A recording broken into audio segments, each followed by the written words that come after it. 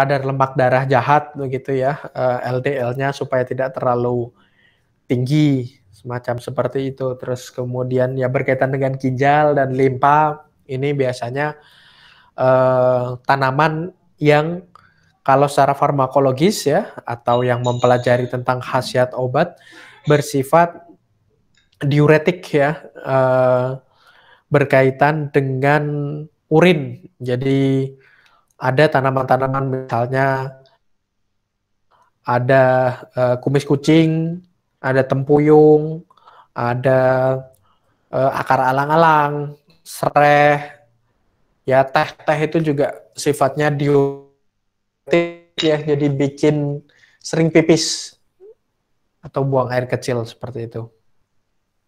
Nah, itu proses rilis ya, atau mengeluarkan. Terus kemudian relax ya.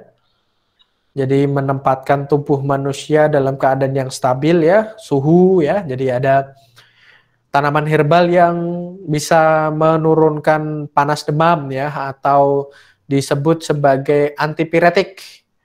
Ada kencur, jahe, ada tanaman pule namanya. Nah, itu bisa bersifat menurunkan panas demam ya, atau antipiretik. Terus kemudian asam dan basa ya, artinya basa, pH ya, berkaitan dengan pH yang terlalu rendah dalam tubuh artinya tubuh terlalu asam akan menimbulkan berbagai macam keluhan penyakit. Bisa mengkonsumsi herbal-herbal yang rimpang-rimpangan, kunyit itu ya, temulawak dan lain sebagainya, itu biasanya mengandung pH yang cukup tinggi ya, atau bersifat basa, jadi mengurangi kadar asam dalam tubuh seperti itu, dan ini akan sangat membantu berfungsinya sistem imunitas tubuh ya. Jadi banyak juga jurnal penelitian yang berkaitan dengan COVID-19 ini, di mana mereka yang mengalami gejala berat ya, kebanyakan memang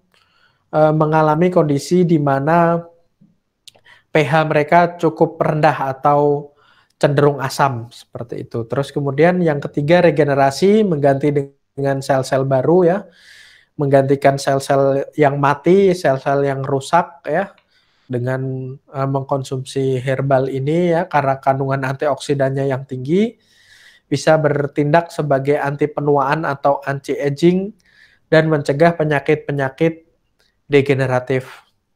Terus kemudian yang terakhir ya, refunction atau memfungsikan kembali ya. Jadi memfungsikan organ-organ tubuh sebagaimana normalnya. Namun sampai dengan saat ini ya,